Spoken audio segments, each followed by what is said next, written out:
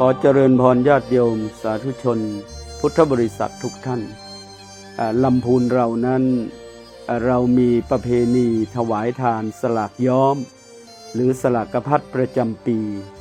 ซึ่งในปีพุทธศักราช 2568 นี้เราจะเริ่มตั้งแต่วันที่ 1 ถึงวันที่ 7 กันยายนวันที่ 1 เป็นวันเริ่มวันที่ 7 เป็นวันสุดท้ายโดยเฉพาะวันที่ 1 นั้นจะมีการตัดสินต้นสลากย้อมว่าวัดไหนกลุ่มใดโรงเรียนใดสถาบันใดจะได้ที่ 1 ที่ 2 ที่ 3 และรางวัลชมเชยซึ่งทางวัดและทางอบจ.ได้ร่วมกันจัดงานนี้ขึ้นมาเพื่อเป็นการส่งเสริมประเพณีวัฒนธรรมที่เหลือหนึ่งเดียวในโลกเท่านั้นส่วนในวันที่ 6ก็จะเป็นวันเปิดงานเป็นวันเปิดงานสลากย้อมบริเวณหน้าวัดพระธาตุริพุนชัยบริเวณลานสิงห์คู่เพื่อให้ญาติโยมสาธุชนได้เข้ามาชมต้นสลากย้อมและในวันที่ 7 นั้นในเวลา 8 นาฬิกาก็จะมีขบวนแห่ต้นสลากของชมรมและองค์กรต่างๆที่ได้ตกแต่งต้นสลากสูงประมาณ 5 เมตรไม่เกิน 8 เมตร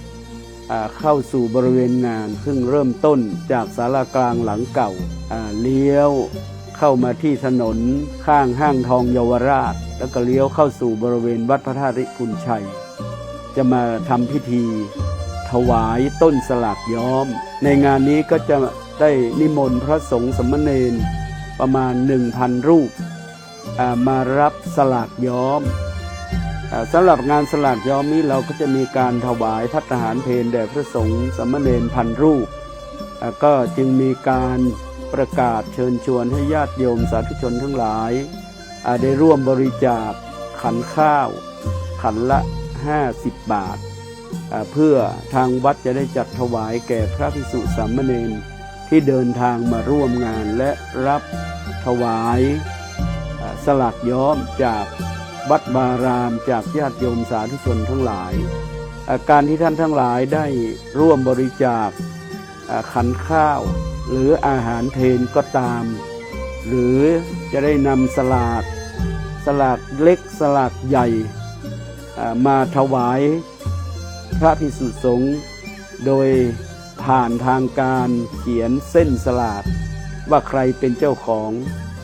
อานิสงส์ของการถวายเส้นสลากนี้ก็หมายความว่าเดือน 12 เพ็ญเป็นวันหรือว่าเป็นเดือนที่พญายมราชได้ปล่อยทิพวิญญาณหรือดวงวิญญาณของบุคคลผู้ตกทุกข์ได้ยากที่ยังไม่หมดเวรหมดกรรมวันเดือน 12 เพ็ญนะตั้งแต่เช้าจนถึงรุ่งเช้าอีกวันหนึ่งให้มารับของกินของทานหรืออานิสงส์ผลบุญที่ลูกหลานญาติพี่น้องแสดงออกซึ่งความกตัญญูกตเวทีอุทิศไปให้เขาทั้งหลายเหล่านั้น